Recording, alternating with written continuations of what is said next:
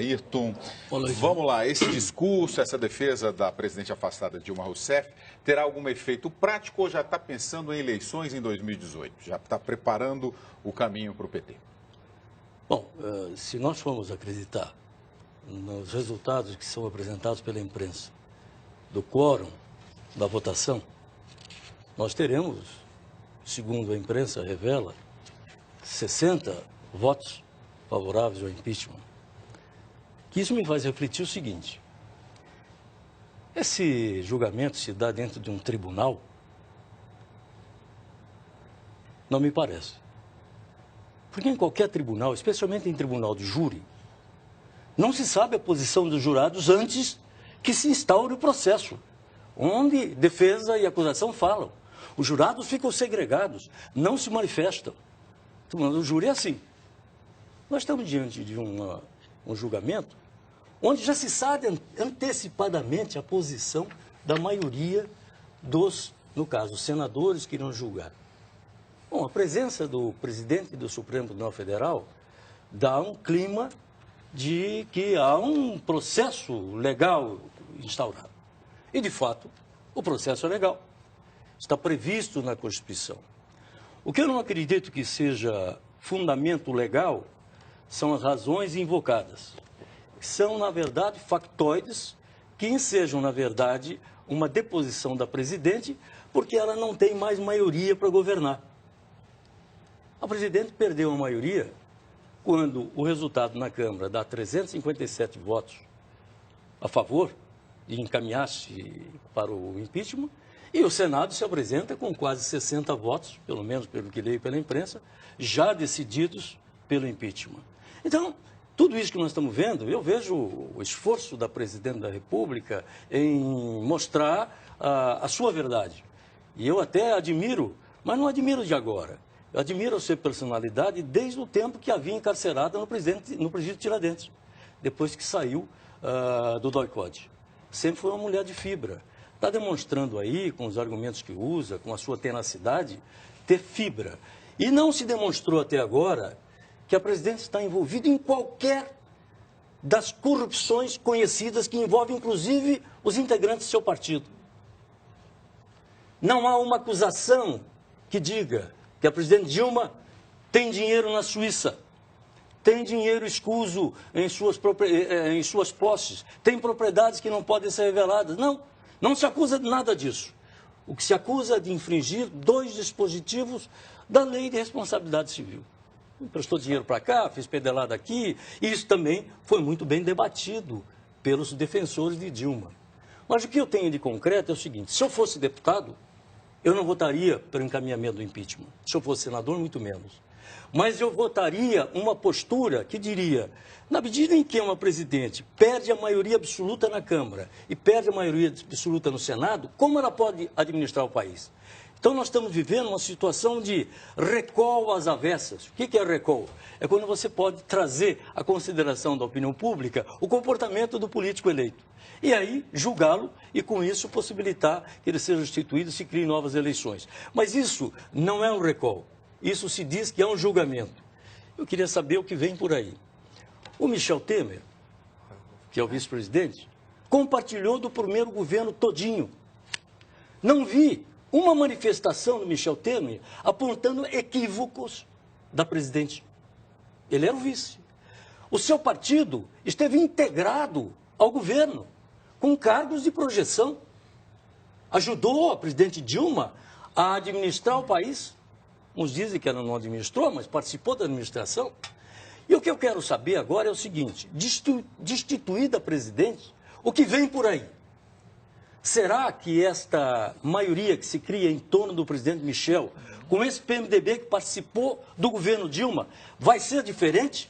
Eis o desafio que se aponta para o povo brasileiro. Marco Antônio Villa, boa noite. Boa noite. Os argumentos da presidente afastada são suficientes para mudar algum cenário que está aí, que inclusive o Ayrton até levantou aqui no início? Bem, hoje é um dia glorioso, glorioso de todos aqueles que durante anos lutaram pela democracia contra o projeto criminoso de poder.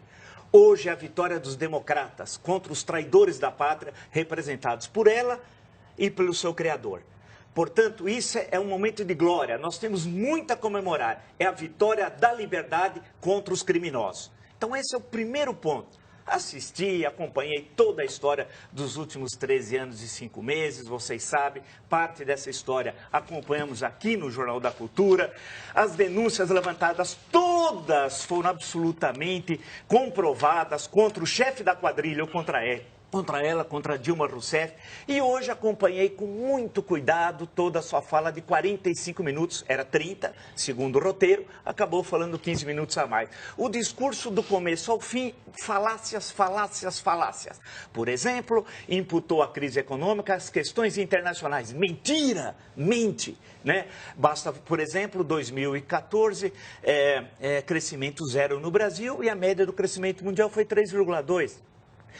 O ano passado, recessão, crescimento mundial positivo. Esse ano, recessão, crescimento mundial positivo. Portanto, não há relação nenhuma entre um fato e outro. Segundo, imputou ao Congresso Nacional ter barrado todas as medidas. Mentira! Basta ver, hoje você tem toda a imprensa digitalizada na internet, você pode levantar o que aconteceu no primeiro semestre do ano passado, não encontrará, portanto, nenhum fato que esteja sabotado o governo e o governo sequer protestou.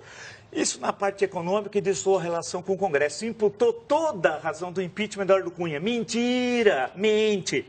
Foi a mobilização da sociedade civil que colocou o projeto criminoso liderado por ela, nesse momento, contra a parede. Né? Portanto, não é Eduardo Cunha que fez o impeachment, mobilizou todos os deputados, todos os senadores do Brasil inteiro. E isso ela está desviando o foco do seu governo criminoso. E olha que nós só estamos falando de uma parte dos seus crimes, crime de responsabilidade, mas ela é responsável pelo Petrolão, além do seu criador, o chefe da quadrilha. Portanto, que é o maior desvio de recursos públicos da história da humanidade. São cara de pau, são ladrões. Por outro lado, ela vai falar sobre história.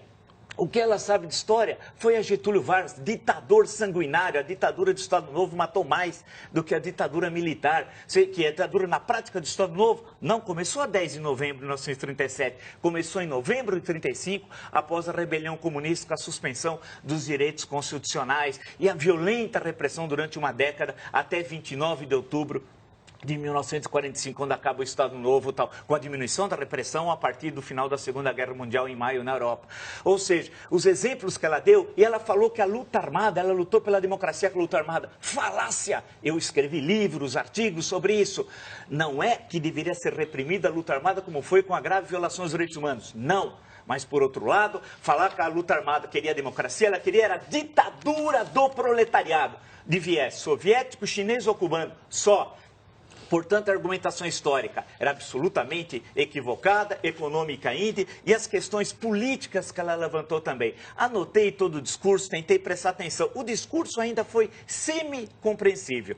Agora, quando ela teve de responder por ela mesma, aí foi o Dilmês castiço. Foi um desastre, um desastre. O exemplo da árvore, por exemplo, foi incompreensível. Ela não consegue articular uma frase. E muito menos uma frase com outra frase, quanto mais um raciocínio. No futuro, vão dizer para nós que vivemos essa época, como foi possível essa senhora ser ministra 2 vezes? Minas e Energia e Casa Civil, e ter sido 2 vezes eleita presidente, ela não articula uma frase, uma ideia, um raciocínio. Foi um verdadeiro desastre. E o que nós assistimos ali, nesse longo depoimento, né? E é bom lembrar que nessa fase, é a fase da defesa, vale lembrar, né? Foi seguido todo o rito. E a cara de pau, me desculpe usar a expressão mais popular, dizer que era golpe, golpe, golpe. Falou várias vezes, 9, se não me engano, no seu discurso inicial. Golpe, golpe que eu presidi da sessão pelo presidente da Suprema Corte, transmitido por rádio e TV, com a presença de todos.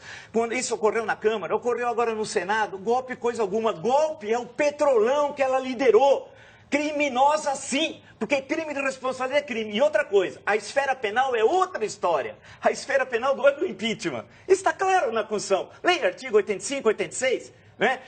E a Lei 1079, de 10 de abril de 1950, foi seguido todo o rito. A grande questão que se coloca em síntese é que nos falta uma lei do impeachment, nós não temos, precisamos ter, eu disse várias vezes, é um improviso atual, que é uma relação entre 1079, Constituição e Código de Processo Penal, precisa resolver, ter uma lei, e não pode se repetir fatos como esse. Só não se repetirá se nós, a sociedade civil, ficar vigilante. A luta não terminou, o impeachment é uma vitória histórica, precisamos mais. reforma política e colocar o líder, o chefe da quadrilha, na cadeia. O presidente interino Michel Temer disse que não assistiu à defesa de Dilma Rousseff no Senado porque estava despachando com assessores e não teve tempo.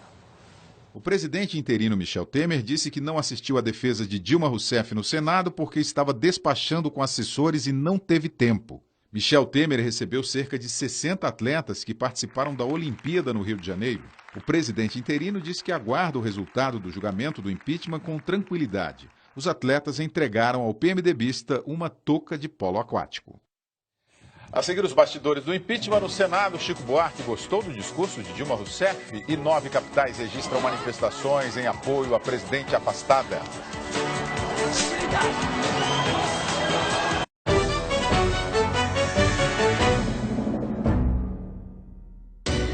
No Roda Viva desta segunda, uma roda de debate sobre a atual conjuntura nacional, o julgamento do impeachment no Senado e as possíveis consequências. E Agora Brasil, ao vivo, segunda, 10 da noite.